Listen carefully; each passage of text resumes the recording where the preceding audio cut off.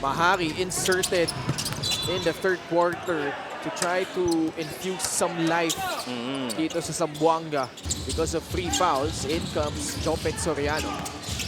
That's better. Lazaro, that time an air ball. Fornilos will clean up the miss. Siya na magbababa against Warren Bonifacio. Now he attacks. Kick out pass. Good look for Paeng Are. Yes! Paeng Are.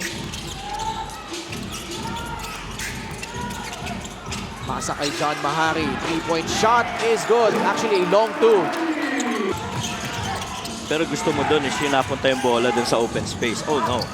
Nakawala si Mike Mabulak. Mahari fell down on the floor. Lazaro to bail them out. And finally nails that mid-range jumper. He is so accustomed. Past the halfway point of the third quarter. Zamboanga playing with a little more intensity. Caballero strokes it in. No good. Tapigan ng bola. Napunta kay Pamboy. Mabulak with a shot. 45-28. Paeng Are. Posting up Pamboy Raimundo.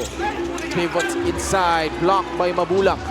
Mike's impact on both sides. Caballero. Bernabe was there. Mabulak sneak back. Masyadong malakas. Another try for Mabulak. That will go through plus the foul. Jason Puray nasa loob na rin. Naghanap na ng panibagong kombinasyon si Coach JR. Mike Are, pull-up jumper. Jason Puray off the dribble, sidestep, kicks it out. One more. Mike Are providing a lift off the bench. 5 straight points. They're hitting shots from the outside so far in the last 4 attempts para dito sa Zamboanga. Caballero nakawala.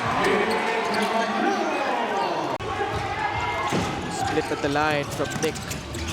Reg Cabat. Ball stolen away from him by Kenny Roacurva.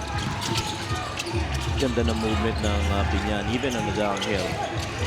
Mabulak using his heft against Levy Hernandez. Really stayed away from post-ups, but that was a quick decision by Mike Mabulak to attack paint. Another costly turnover. Caballero spun around again. Pull-up jumper by Reg Cabat. Still no go. 3 quarters complete.